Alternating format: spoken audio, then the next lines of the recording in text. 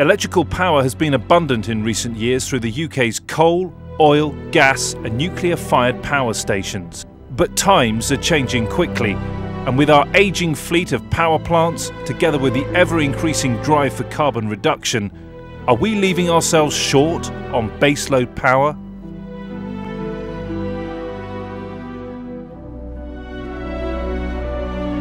By 2016, 41% of the existing coal and oil-fired power stations are due to close under the Large Combustion Plant Directive.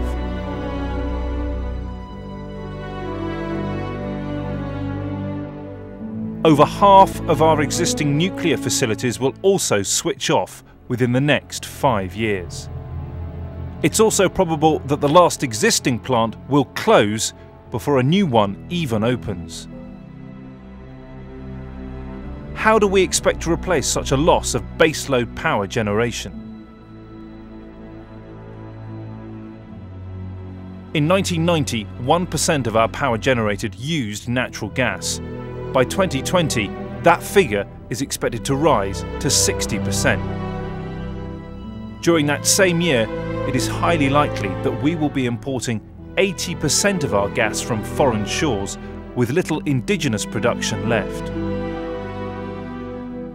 In 2009, 65% of renewable power produced was base load, but this is expected to drop significantly to 30% by 2016 and just 10% by 2020.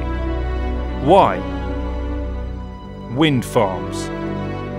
In 2009, on and offshore wind farms produced power for less than a quarter of the time. It's also questionable that climate change is diminishing wind speeds in northwestern Europe. 2010 has officially been the worst year on record for UK wind speeds since 1821.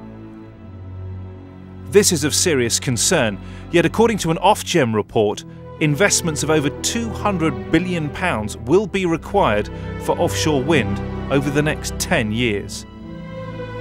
For the mathematicians amongst us, that's £55 million a day, every day, between now and 2020. Allowing for inflation, that's £1 a day, every day, for every man, woman and child in the UK over the next 10 years. And we all pay. We have reducing control of natural gas resources and absolutely no control over the wind. Yet by 2020, at least 3/4 of the electricity generated in the UK will use gas and wind as its fuel source. Our energy security will be reliant on the wind blowing and the gas being delivered on time.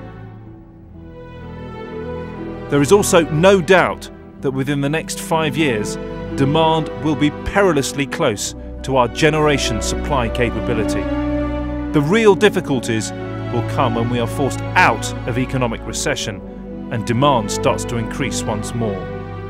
Even if the UK government hits its renewable energy target of 15% by 2020, it's highly likely that 90% of that power produced will be intermittent. We must now find ways to increase the proportion of our baseload power generated from renewables and optimise our existing energy facilities. 2016 is just 5 years away.